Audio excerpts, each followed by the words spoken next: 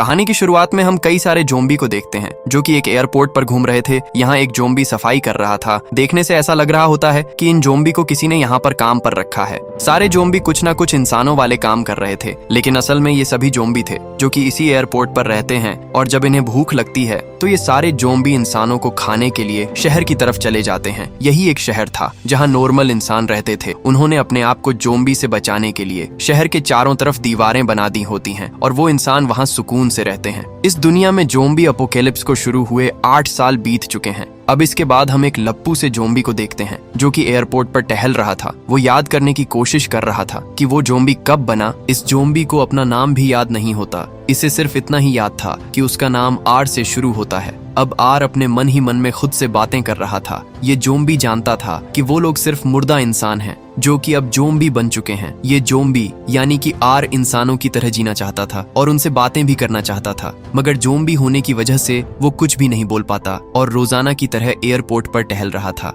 यहीं हम कुछ क्रिएचर्स को देखते हैं जो कि इंसानों के कंकाल लग रहे थे। इनका नाम बोनिस होता है और ये कंकाल जोम्बी से भी खतरनाक थे। ये भी इंसानों को मारकर खा जाते हैं। आर बताता है कि सारे जोम्बी एक समय के बाद बोनिस ही बन जाएंगे। यहीं हम एक जोम्बी को देखते हैं जो कि अपनी खाल निकाल देता है, जिसके बाद वो भी एक बोनिस बन जाता है। आर कहता है कि वो भी एक दिन बोनिस बन जाएगा, लेकिन वो बोनिस नहीं बनना चाहता था। अब रास्ते से जाते समय आर को 2 बच्चे दिखते हैं जो कि कहीं जा रहे थे। आर उन्हें देखता है और मन ही मन में उनके बारे में सोचने लगता है। फिर आर एक एरोप्लेन में आ जाता है। आर ने इस एरोप्लेन को ही अपना घर बना रखा था। ये जोम्बी यहाँ आकर एक गाना प्ले करके उसे सुनने लगता है। फिर थोड़ी देर बाद आर एक और जोम्बी के पास जाता है। इस जोम्बी का नाम एम होता है। आर कहता है कि ये मेरा बेस्ट फ्रेंड है, लेकिन हम लोग बस एक दूसरे को देखते ही रहते हैं क्योंकि जोम्बी होने की वजह से वो दोनों एक दूसरे से बात नहीं कर पाते। आर बताता है कि हम दोनों कभी कभी कुछ आवाजें निकाल कर एक दूसरे की बात को समझ लेते हैं। अब आर, एम और कुछ जोम्बी को भूख लगती है, इसीलिए वो इंसानों को खाने के लिए शहर की तरफ जाते हैं। वहीं दूसरी तरफ शहर में हम कुछ लोगों को देखते हैं जो कि अपनी जिंदगी जी रहे थे। यहाँ हम एक लड़की जूली और उसके कुछ दोस्तों को देखते हैं। जूली के डैड मिलिट्री के कर्नल थे और वो जूली और उसके दोस्तों को हथियारों के साथ इस शहर से बाहर जोम्बी के इलाकों में भेजते हैं ताकि ये लोग वहाँ जाकर कुछ मेडिसिन ला सकें जिससे शहर के लोगों की बीमारियों को ठीक किया जा सके। जूली के साथ उसका बॉयफ्रेंड पैरी भी होता है। ये सब लोग यहाँ आकर मेडिसिन को लेने लगते हैं। तभी जूली की एक दोस्त नोरा को कुछ आवाजें सुनाई देती हैं। ये लोग चौकन्ने हो जाते हैं। तभी यहाँ आर और वही सारे जोम्बी आ जाते हैं। पेरी आर की नाक फोड़कर उसे गिरा देता है। तभी सारे जोम्बी इनके दोस्तों पर हमला करते हैं। इनके पास गन्स भी होती हैं। ये लोग जोम्बी के सर पर हेडशॉट मारते हैं ताकि जोम्बी हमेशा के लिए टपक जाए। इसी बीच आर जूली को देखता है जो कि स्टाइल से जोम्बी को मार रही थी। आर जूली को देखता ही रह जाता है। फिर वो जूली की तरह बढ़ता है, मगर तभी पैरी उसकी एक गोली मारता है, लेकिन आर को उससे कुछ भी नहीं होता। आर पैरी को खींचकर नीचे गिरा देता है। वो पैरी को खाने लगता है। तभी आर उसकी घड़ी को देखता है। वो सोचता है कि घड़ी तो काफी अच्छी है। तभी उसे याद आता है कि वो जोम्बी है, इसलिए आर घड़ी को भूलकर पैरी को खाने लगता है। दूसरे जोम्बी भी जूली के दोस्तों को मारकर खा रहे थे। यहाँ आर पैरी को मारकर उसका ब्रेन खाता है, क्योंकि आर जब भी किसी इंसान का ब्रेन खाता है तो उसे वही सब कुछ महसूस होता है जो कि उस इंसान ने अपनी जिंदगी में महसूस किया था। आर पैरी का ब्रेन खाता है और उसे पैरी की यादें महसूस होने लगती हैं।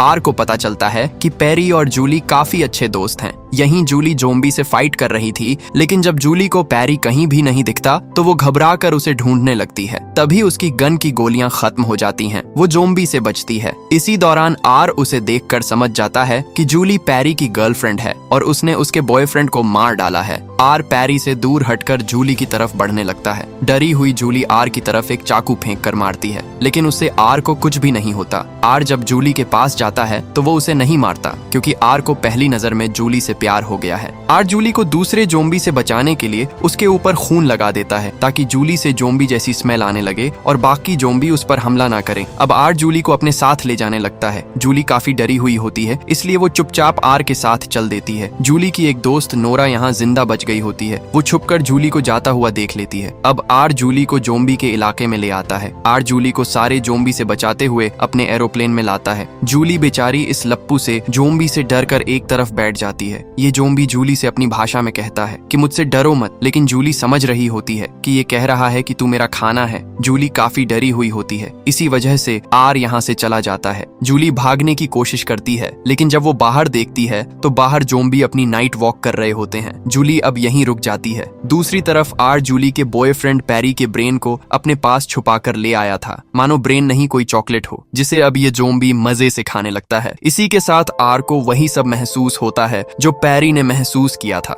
आर देखता है कि जूली एक बार पैरी के साथ शहर में बने एक खुफिया रास्ते से जोम्बी के इलाके में आई थी, जहां पैरी अपने डेड को ढूंढ रहा था। उसे उसके डेड मिल तो गए थे, लेकिन वो भी जोम्बी बन चुके थे और उन्होंने पैरी पर हमला कर दिया था, लेकिन जूली ने उन्हें शूट कर दिया। इसके बाद वो दोनों यहाँ से भाग गए थे। आर को अब ये सब पता चल गया होता है। इससे आर समझ जाता है कि जूली पर जोम्बी ने पहले हमला किया था। इसी वजह से जूली अब उससे भी डर रही है। अब आर वापस जूली के पास आता है। जूली को यहाँ ठंड लग रही थी, तभी आर एक ब्लैंकेट निकाल कर जूली को देता है। जूली सोच रही होती है कि ये लप्पू सा झिंगुर जैसी शक्ल का जोम्बी मेरे साथ ऐसा क्यों कर रहा है। अब तभी आर गाना चला देता है, फिर उसे सुनते हुए आर आराम करने लगता है। तभी हम देखते हैं कि आर का दिल इस लड़की के प्यार की वजह से फिर से धड़कने लगा है, यानी कि अब वो जोम्बी से वापस इंसान बनने लगा है। अब अगली सुबह जब जूली जागती है तो देखती है कि ये जोम्बी मुझे घूर रहा है। जूली उसे कहती है कि मुझे यहाँ से जाना है, लेकिन आर उससे कहता है कि बाहर खतरा है। तभी जूली कहती है कि लप्पू से जोम्बी मुझे भूख लग रही है, तू मुझे बाहर से खाना ला कर दे। जूली उससे प्लीज कहती है, जो सुनकर हर लड़के की तरह जोम्बी का भी दिल पिघल जाता है। जोम्बी तुरंत ही जूली के लिए खाना लेने बाहर चला जाता है, मगर जूली ने इस लप्पू से जोम्बी को पागल बनाकर बाहर भेज दिया। अब जूली यहाँ से भागती है। वो चीते की स्पीड से भाग रही थी, तभी उसके सामने एक जोम्बी आ जाता है। जूली उससे छुप जाती है। फिर यहाँ कई सारे और भी जोम्बी आ जाते हैं। जूली यहीं छुपी थी, तभी आर यहाँ आ जाता है। आर जूली से कहता है कि मुझसे डरो मत। आर जूली को जोम्बी से बचाने के लिए उसके चेहरे पर खून लगा देता है। इसके बाद आर उससे कहता है कि हमारी तरह मुर्दों की तरह चलो। जूली जोम्बी की तरह चलने लगती है, लेकिन वो ओवर एक्टिंग कर रही थी। तभी आर उससे कहता है कि ये ज्यादा हो रहा है। खैर, अब ये दोनों वहाँ से निकल जाते हैं। आर जूली के साथ मिलकर खाना चुराता है। इसके बाद जूली एरोप्लेन में वापस आकर वो खाना खाती है। जूली अब समझ चुकी थी कि ये झिंगुर जैसी शक्ल का जोम्बी बिल्कुल भी खतरनाक नहीं है, इसीलिए अब जूली इससे बात करती है। आर उससे कहता है कि मेरा नाम आर से शुरू होता है। जूली भी इसे आर ही बुलाती है। जूली उससे कहती है कि मुझे यहाँ से जाना है, मगर आर को लगता है कि अगर लड़की इसके साथ रहेगी तो लड़की को इससे प्यार हो जाएगा। इसीलिए आर उससे कहता है कि बाहर अभी खतरा है, तुम्हें कुछ दिनों तक यहीं रुकना होगा। जूली यहाँ रुकने के लिए मान जाती है, क्योंकि वैसे भी इस लप्पू से जोम्बी से उसे कोई खतरा नहीं था। अब इसके बाद जूली आर से पूछती है कि क्या तुम्हारे जैसे जोम्बी यहाँ और भी हैं जो कि इस तरह रहते हैं। आर मना करता है, क्योंकि अब तक कोई भी जोम्बी एक दूसरे से सही से कम्युनिकेट नहीं कर पाया था, और अब तक कोई भी जोम्बी नहीं जानता था कि दूसरे जोम्बी के दिमाग में क्या चल रहा है। इसलिए आर जूली से कहता है कि उसे नहीं पता कि यहाँ कौन कौन उसके जैसा है। अब यहाँ जूली आर से कहती है कि मैं यहाँ इतने दिनों तक रुक के क्या करूंगी। जूली सोच रही थी कि वो यहाँ बोर हो जाएगी, लेकिन फिर आर उसे अपनी कार देता है, जिसे जूली काफी तेजी से एरोप्लेन के चारों तरफ चलाकर मजे करने लगती है। फिर वो आर को भी गाड़ी चलाने के लिए कहती है, लेकिन ये अनाड़ी जोम्बी जैसे ही स्टीयरिंग संभालता है, वो गाड़ी को सीधे ले जाकर एक गैराज से ठोक देता है। इसके बाद दोनों के बीच की दूरियां कम होने लगती हैं। जूली कई दिनों तक आर के साथ वहीं वक्त बिताती है। दोनों साथ में म्यूजिक सुनते हैं, डांस करते हैं और कुछ मजेदार गेम्स भी खेलते हैं। बस वे टेनिस नहीं खेलते। एक रात जब हवाई जहाज के अंदर गाना बज रहा होता है, तो बाहर घूम रहे आर के दोस्त एम को संगीत की आवाज सुनाई दे जाती है और वो हैरान रह जाता है। उधर प्लेन के अंदर जूली आर से दिल की बातें साझा कर रही थी। वो उदास होकर कहती है, जिस जगह से तुम मुझे बचाकर लाए हो वहीं मेरा दोस्त पेरी भी मारा गया। क्या वो भी तुम्हारी तरह एक जोम्बी बनकर दोबारा लौट आएगा? आर उसे कहता है कि ऐसा कभी नहीं होगा। वो जानता था कि पेरी का वजूद पूरी तरह खत्म हो चुका है, लेकिन आर में इतनी हिम्मत नहीं थी कि वो जूली को ये सच बता सके कि पेरी का दिमाग खुद उसने ही खाया है। जूली को गहरे दुख में डूबा देखकर आर माहौल बदलने के लिए फिर से एक धीमा गाना बजा देता है। कुछ देर बाद रात गहरी होने पर जूली सुकून से सो जाती है, मगर आर पूरी रात जागता रहता है, क्योंकि जोम्बी को ना तो नींद आती है और ना ही वे इंसानों की तरह सपने देख सकते हैं। जागते हुए वो फिर से पेरी के बचे हुए दिमाग के हिस्से को खाने लगता है ताकि उसकी यादों में खो सके। लेकिन थोड़ी देर बाद जब आर की नजर जूली की तरफ जाती है तो उसके होश उड़ जाते हैं। जूली मौका पाकर वहां से फिर भाग चुकी थी। हवाई अड्डे के वीरान रास्तों पर भागते हुए जूली पर अचानक कुछ खूंखार ज़ोंबी हमला कर देते हैं। जूली अपनी जान बचाने के लिए उनसे डटकर मुकाबला कर रही होती है। तभी एंड वक्त पर आर वहां पहुंच जाता है अपने प्यार की खातिर। वो पहली बार अपनी ही बिरादरी के ज़ोंबी पर हाथ उठाता है और उन्हें मार मार कर जूली को उनके चंगुल से छुद्दा लेता है। तभी वहां उसका सबसे पक्का दोस्त एम आ जाता है। एम गुस्से में आर से कहता है, ये एक इंसान है, इसे मार कर खा जाओ। लेकिन आर ढाल बनकर जूली के आगे खड़ा हो जाता है और कहता है, नहीं, ये मेरी दोस्त है। उसी पल वहां बेहद खतरनाक और आदमखोर बोनीज कंकाल जैसे जीव आ धमकते हैं।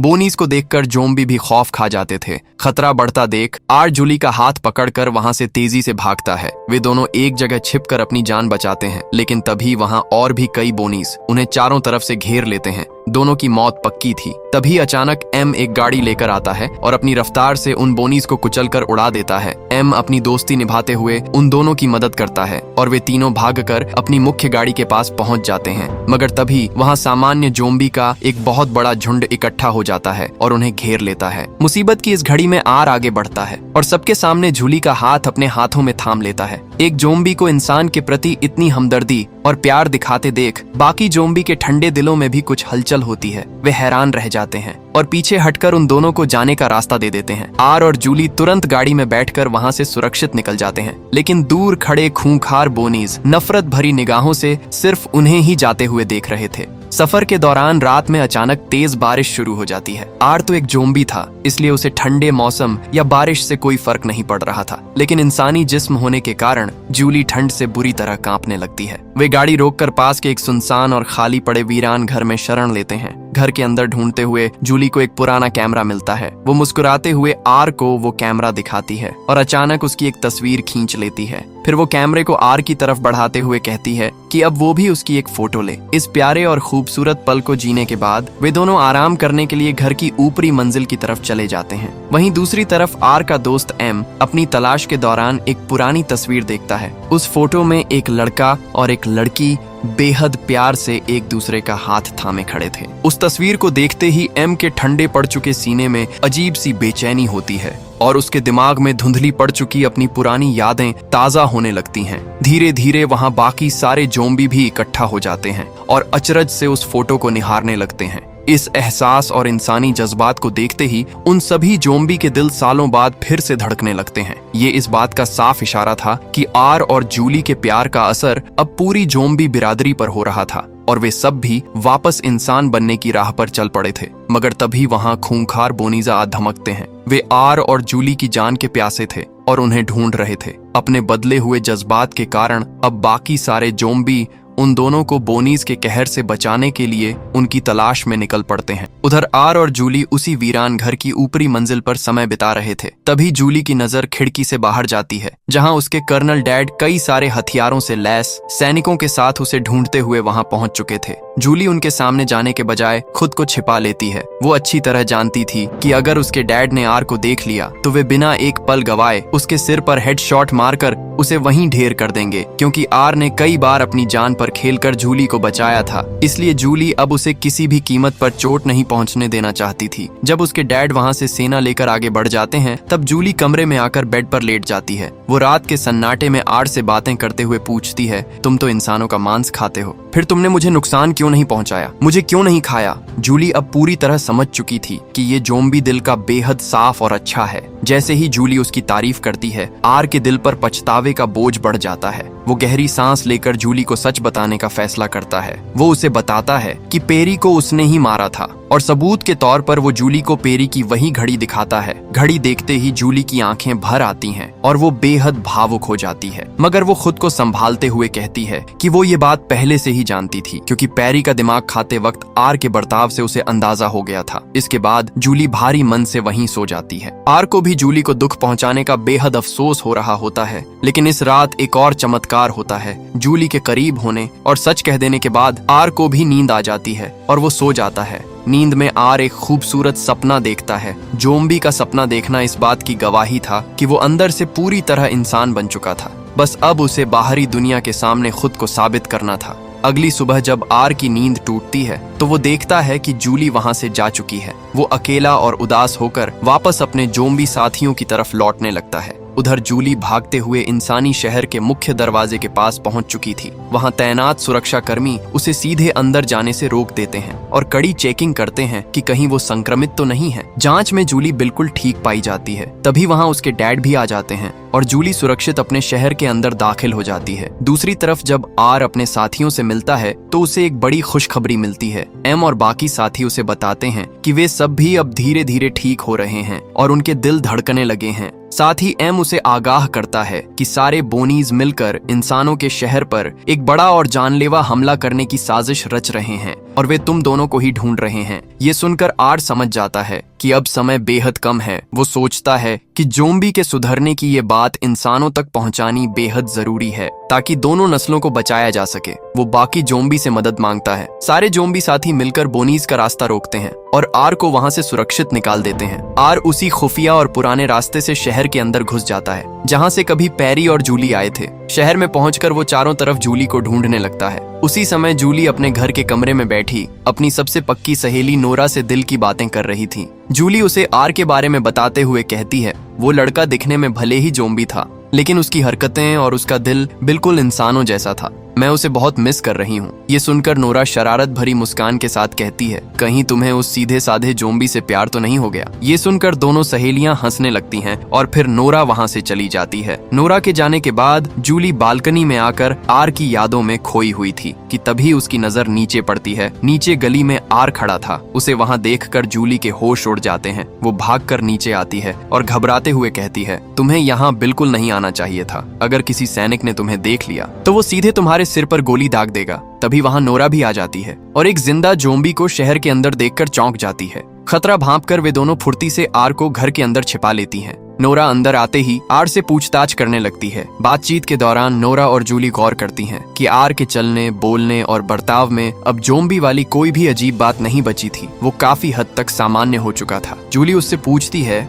आर तुम अपनी जान जोखिम में डालकर यहाँ क्यों आए हो? आर गंभीर होकर बताता है कि बोनीज की एक बहुत बड़ी फौज इस शहर पर हमला करने वाली है। साथ ही वो एक और बड़ी बात बताता है कि हम जोम्बी अब बदल रहे हैं, हम वापस इंसान बन रहे हैं। हमें ये बात बाकी सभी इंसानों को बतानी होगी ताकि वे हम पर हमला ना करें। जूली अपने डैड को ये बात बताने के बारे में सोचती तो है लेकिन वो अपने डैड के गुस्से और मिलिट्री मिजाज से वाकिफ थी। कर्नल जोम्बी से इतनी नफरत करते थे कि वे आर को देखते ही पहले गोली मारते और पूछताछ बाद में करते। कर्नल के इस खौफ से बचने के लिए जूली और नोरा एक अनोखा दिमाग लगाती हैं। वे आर को सैनिकों की नजरों से बचाने और उसे पूरी तरह से एक आम संस्कारी इंसान दिखाने के लिए उसका बेहतरीन मेकअप करने लगती हैं ताकि कोई उसे पहचान ना सके। मेकअप पूरा होने के बाद ये तीनों सीधे जूली के कर्नल डैड की तरफ बढ़ते हैं। दूसरी तरफ कर्नल को खुफिया सूत्रों से ये खबर मिल चुकी थी कि बोनीज कंकाल वाले जीव शहर को तहस नहस करने के लिए अपनी एक बहुत बड़ी फौज तैयार कर रहे हैं। इस महायुद्ध से निपटने के लिए